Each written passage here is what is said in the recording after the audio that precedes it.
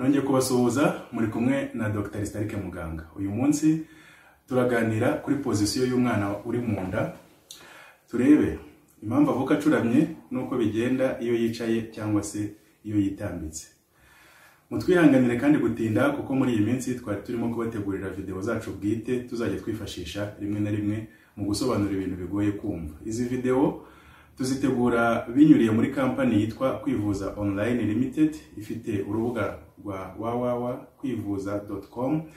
Hanyuma bimwe mu byo iyo company ikora harimo na medical animations nazo tuzajya twifashisha rimwe na rimwe mu biganiro byacu. Ibuka rero gukora subscribe niba utarayikora maze uzajya ubona ibiganiro byacu uko bisohotse. Reka noneho dutangire. Umwana mu nda aba ari mu ngobyi akikijwe n'amazi menshi yidagaduramo igihe cyose cy'imikurire ye. Iyo inyama zo mu nda zimaze kwirema zihita zitangira gukora, noneho imikaya nayo iyo imaze gukora atangira gutera utugeri, guhindukira, gukina n'ibindi. Muri iki gihe umwana aba ari muto cyane muri nyababyeyi ku buryo abashobora guhindukira aho ashatse hose mu nda, agacurama, ubundi se akicara, agakina, agahindukira uko ashaka. Kugeza ku mezi 6 yewe no ku mezi 7 umwana aba agishobora kwihindukiza mu nda igihe cyari cyo cyose. None se ni ryari ahindukira agacurama? Ubundi se kuki acurama? Umwana acurama inda ifite amezi 8, no kuvuga hagati y'ibyumweru 32 na 36. Iyo uciye muri ecography ku nda y'amezi 4, 5, 6 se bakakubwira ko umwana wawe yitambitse cyangwa se yicaye. Ntugahangayike, ibyo nta kintu kinini biba bivuze kuko muri icyo gihe umwana aba akibasha kwihindukiza, akizengurutsa, akajya bashaka hose. Ubundi ku byumweru 26 umwana atangira kumara igihe kinini acuramye, umutwe ureba hasi ku buryo iyo uciye muri ecography basanga acuramye ariko akaba agifite ubushobozi bwo guhindukira igihe cyose abishatse. Naho ku byumweru 32 cyangwa nyuma yaho gato iyo basanze akicaye cyangwa yitambitse haba hari amahirwe menshi ko bishobora kuzaguma gutyo kugeza avutse. Akenshi rero muganga ahita gusaba kuzabanza gukoresha ecography mbere gato yo kubyara, wenda nko ku byumweru 37 38 kugira ngo bazongere bemeze niba koko umwana akicaye cyangwa se akitambitse maze babone uko bapanga uburyo azavuka. Kuki rero acurama?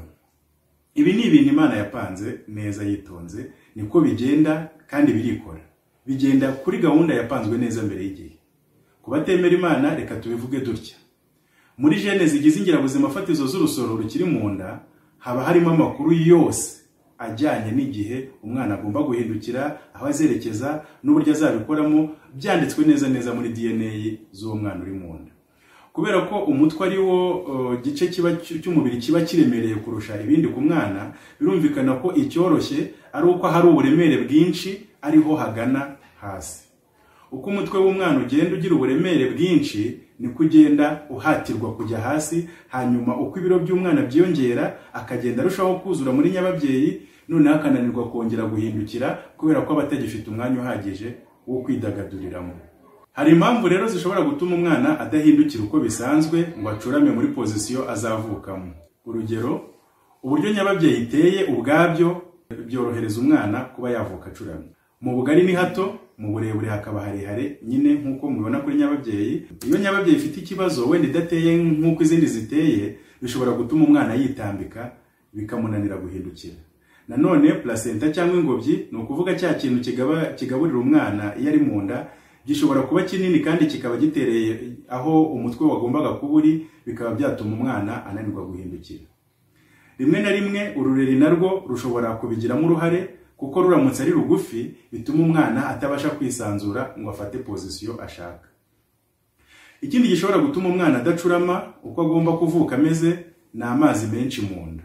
Iyo ufite amazi menshi mu nda, amazi abyiganya ababyeyi igakweduka cyane, bigatuma umwana akomeza kwisanzura mu gihe yakabaye atagihindukira. Kugira amazi menshi mu nda bishobora guterwa n'ibibazo umwana afite, kuba nyina arwaye diabete, ama infection ndetse n'ibindi. Wenda tuzabireba mu kiganiro cyabyo kwabyo. Hari n'ibindi byinshi bishobora gutuma umwana akomeza kwitambika cyangwa se agakomeza kwicara, harimo nko kuba utwite impanga n'ibindi. Ubundi se bitwaye iki kuba umwana yaba adacuramye? ese byamubuza kuvuka? Ubundi mu gihe cyo kuvuka umutwe w'umwana niwo uba ari igice cy'umubiri kinini kurusha ibindi, aho umutwe w'umwana wabasha kunyura n'ibindi bice byose by'umubiri bisigaye byahanyura. Reka noneho turebe uko mu matako y'umubyeyi haba hateye. Imikaya yose yo muri pelvis, ariho mu kinyarwanda twita mu matako, ibishobora gukweduka no kwigirayo mu gihe cyo kubyara, ariko amagufa yo ntashobora gukweduka, ntashobora kwigirayo. Iyo upimye inzira umwana acamo mu magufa yo hagati mu matako y'umudamu muri pelvis, usanga harimo santimetero 12 kuva imbere ujya cyangwa se santimetero 13 mu butambike. Umutwe w'umwana uringaniye ugira ibipimo bitandukanye ku buryo bwose ushobora kuvuka umeze. Ahatoya kurusha ahandi ni ukuvuga abanje agatwe k'inyuma, umurambararo w'umutwe uba upima santimetero 9 mu gihe ahanini kurusha ahandi ariho kuvuka abanza isura cyangwa se agahanga, aho umurambararo w'umutwe we uba ari hafi santimetero 14, kandi twabonye ko mu matako y'umugore ari santimetero 13. Ubundi kugira ngo umwana avuke neza agomba kuba yabanje umutwe, umugongo w'umwana werekeye mu nda ya nyina, isura y'umwana yerekeye ku mugongo wa nyina. Iyo niyo position nziza ituma umwana avuka nta kibazo, kandi niko abana benshi baba bameze mu nda mu gihe cyo kuvuka. Kugira ngo umutwe w'umwana ukwirwemo bisaba ko abanza agatwe k'inyuma akananwa akagatsindagiza ku gatuza. Muri iyi position upimye umutwe we kuva ku gahanga kugera inyuma, ni ukuvuga haba hari santimetero 11.5. Umwana ashobora kubanza umutwe cyangwa ikibuno, ari byo bita presentation. Hari cephalic presentation, ni ukuvuga kubanza umutwe, hakaba na bridge cyangwa siège, ni ukuvuga ibyo mu kinyarwanda bita ku mwana yicaye cyangwa se yabanje ikibuno cyangwa amaguru. Iyo yabanje umutwe ashobora kubanza ariko muri position zitandukanye. Umwana aramutse araramye cyangwa se abanje agahanga babyita brow presentation, cyangwa se abanje isura ibyo bita face presentation, ntabwo abasha guca muri wa mwanya. Niyo abashije kuhaca ahaca bigoranye, kandi hakaba hari amahirwe menshi yuko ashobora kunanirwa cyangwa se akaba yanagira ikindi kibazo. Aramutse ahindukiye akamera neza nk'uko bimeze uku, ariko agahanga kareba imbere, ari byo bita occiput posterior, nabwo biragorana kuba yavuka. Icyakora biragoye ko muri ecography bashobora kubona yuko umutwe wenda witambitsemo gatoya cyangwa se ureba imbere cyangwa ureba inyuma. Icyo babona gusa ni uko umutwe uri hasi, ibindi umubyaza bashobora kubisuzuma akoresheje intoki ze n'ubunararibonye afite mu gihe cyo gusuzuma umudamu utwite. Iyo umwana yitambitse biragoye ko yavuka neza, ubundi umutwe niwo ugenda ufungura umura uko igise kigenda kiyongera, ariko iyo umwana yitambitse umura ntufunguka. Noneho iyo ari impanga, umwana umwe akaba ari usigayemo yitambitse, byo birashoboka yuko bashobora kwinjizamo ikiganza bakamuhindukiza, ariko icyo gihe biterwa nuko umura uba wamaze gufunguka, kandi nabyo biba gakeya.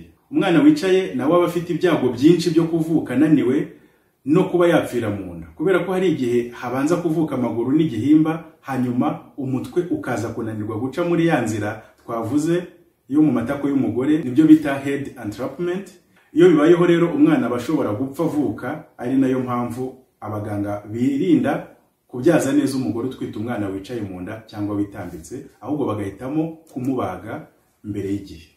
Birashoboka ko umubyeyi ufite mu matako hagutse, wenda yarabyaye abana benshi bakavuka neza nta kibazo, ashobora kubyara neza umwana wicaye, ariko haba hari riske nyinshi zo kuba yabura umwana we kurusha uwabyaye abazwe.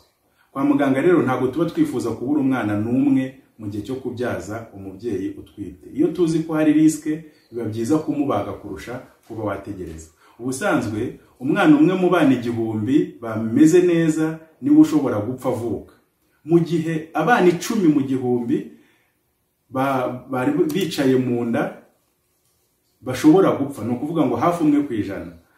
Urumva ko pourcentage bibaye nyinshi. Iyo niyo mpamvu kwa muganga umubyeyi wese ugeze igihe cyo kubyara utwite umwana wicaye cyangwa se witambitse, bashobora kumuha gahunda yo kumubaga igihe kitaragera, aho kugira ngo bamubyaze neza bafate za riske zo kuba umwana yagira ikibazo mu gihe cyo kuvuka. Ngiye rero nari Dr. Starike muganga, wibuke gukora subscribe niba utarayikora, kandi niba bishoboka usura urubuga kwivuza.com, hanyuma unyure handitse kuvugana na muganga utwandikire.